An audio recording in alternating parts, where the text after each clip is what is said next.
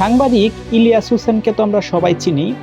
So সাংবাদিক ইলিয়াস হোসেনের যে ফেসবুক অ্যাকাউন্টটা আছে সেটা হচ্ছে ফেসবুক কর্তৃপক্ষ অর্থাৎ মেটা বন্ধ করে দিছে। যুক্তরাষ্ট্র প্রবাসী সাংবাদিক ইলিয়াস হোসেনের ভেরিফাইড ফেসবুক অ্যাকাউন্ট বন্ধ করে দিয়েছে মেটা কর্তৃপক্ষ অর্থাৎ ফেসবুক কর্তৃপক্ষ হচ্ছে ইলিয়াস হোসেনের অ্যাকাউন্টটা ডিসেবল অর্থাৎ বন্ধ করে দিচ্ছে। এই অ্যাকাউন্টের 2 মিলিয়নের বেশি ফলোয়ার ছিল।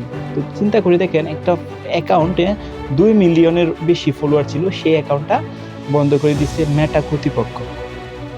শুক্রবার 29শে ডিসেম্বর সামাজিক যোগাযোগ মাধ্যম ফেসবুকে খোঁজাখুঁজি করে সেই অ্যাকাউন্টটি পাওয়া যায়নি। অর্থাৎ শুক্রবার থেকে সেটা অ্যাকাউন্টটা আর ভিজিবল হচ্ছে না। অর্থাৎ যারা সাধারণ মানুষ আছে বা সাংবাদিক ইলিয়াস হোসেনের যারা ফলোয়ার ছিল তারা এই অ্যাকাউন্টটা খুঁজে পাচ্ছিল না। গুগল এবং ফেসবুকে এই সাংবাদিকের অ্যাকাউন্ট সার্চ করলে ইংরেজিতে the content is not available right now লেখাটি দেখাচ্ছে। তার মানে এই লেখাটা কখন দেখায়? যখন একটা ফেসবুক অ্যাকাউন্ট রিমুভ হয়ে যায় বা ডিসেবল হয়ে যায় বা বন্ধ হয়ে যায়, তখন সেটা দেখায়। এর আগে শুক্রবার রাতে সেন্ট্রাল নেশন টিভি নামে এক প্ল্যাটফর্মে দাবি করে জানায় ইলিয়াস হোসেনের ভেরিফাইড ফেসবুক অ্যাকাউন্ট মেটা কর্তৃপক্ষ বন্ধ করে দিয়েছে। এই অ্যাকাউন্টটিতে তার 20 লাখও বেশি ফলোয়ার ছিল। এখন এই যে সাংবাদিক ইলিয়াস হোসেনের যে 20 লাখেরও বেশি একটা ফেসবুক অ্যাকাউন্ট ছিল, সেটা বন্ধ করে দিছে ফেসবুক কর্তৃপক্ষ। কিন্তু কেন?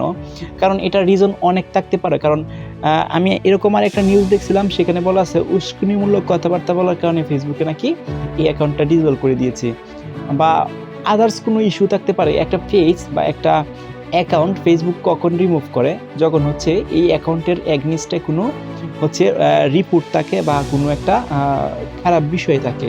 এছাড়া একটা স্বাভাবিক নর্মাল পেজ কিন্তু মেটা বা কর্তৃপক্ষ কখনোই সেটা ডিসেবল করবে না বা রিমুভ করে দিবে না। সো হয়তো সাংবাদিক ইলিয়াস হোসেনের যে অ্যাকাউন্টটা ছিল বা পেজটা ছিল, সেটা হয়তো কোনো প্রবলেম ছিল, দ্যাটস ওয়াই এটার জন্য কিন্তু মেটা এটা বন্ধ করে দিচ্ছে। এখন সাংবাদিক ইলিয়াস হোসেন কিন্তু বাংলাদেশের যত ইস্যুগুলো হয়, রাজনীতিক বলেন, সেই ইস্যু নিয়ে কিন্তু কথাবার্তা বলে। ওনার যে ফেসবুক ছাড়াও যে ইউটিউবে যে প্ল্যাটফর্মটা আছে ইলিয়াস হোসেন নামে, সেখানে আপনি দেখবেন একটা ভিডিও দিন আপলোড করে, তাহলে হু করে ওর ভিউ বাড়তে থাকে।